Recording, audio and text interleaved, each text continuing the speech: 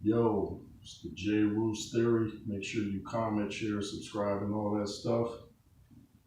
Um, Hold on one second. All right. I was on a platform the other day called Tony's Reviews. We were live chopping it up about boxing, and he said the same thing I've been saying. He said Joshua should not have lost all that weight or even some muscle. And he said when people say, well, he was gassing out, he was gassing out. He was like, okay, name one fight where he gassed out. And, the guy on the panel, I think his name was AJ himself, he said, well, the Dillian White fight. And he's like, yeah, what was the end result? Knockout.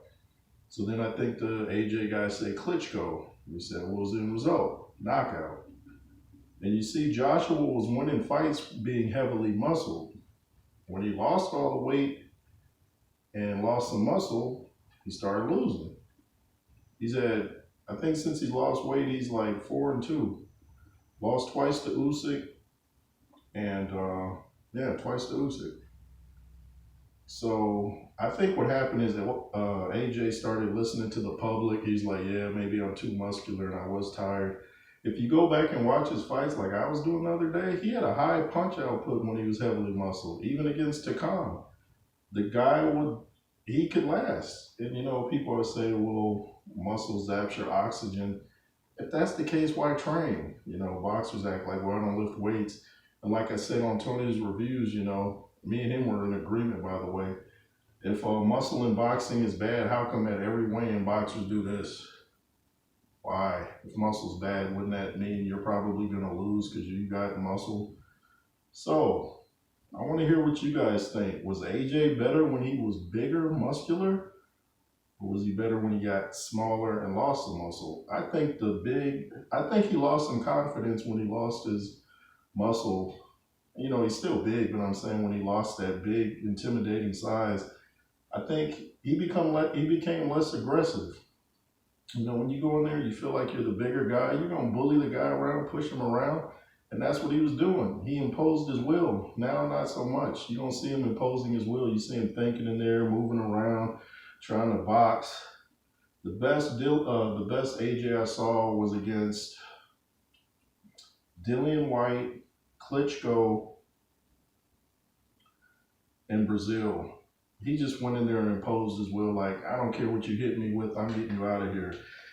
AJ's got to, stop listening to the public and stop listening to what people tell him about, oh, you need to lose weight, you're this and that. A lot of these people never box themselves. And look at Francis Ngannou. This dude is like 260 all muscle. Does he get tired? Look at Cyril Gahn. This dude's around 240. Does he get tired? So why do you only apply this rule to boxers? Look at the NFL. Some of these dudes are 300 pounds and play 3-hour games. So people just come up with their own theories. It's almost like they feel guilty because they don't train as hard as Joshua. So they're like, oh, he shouldn't lift weights. Now, are you saying that because you don't lift weights and it makes you feel bad? But I like the big, intimidating Joshua. Mike Tyson back in the day, he was like 215 and 220, but he looked like he was 240. So that scared a lot of his opponents. He was scaring people before the fight. He was scaring fighters before the fight was even in the ring. Anyway, let me know what you guys think. Do you guys like the bigger AJ or the smaller AJ? I like the bigger AJ. And I agree with Tony from Tony's Reviews. Go subscribe. That's TONEY '(S) Reviews. Go subscribe to Andrew Tucker World too. Those my dudes. Anyways, the J. Roos Theory. Make sure to comment, share, subscribe like I already said. LSR forever. The reason I do this, to be fearless, homie.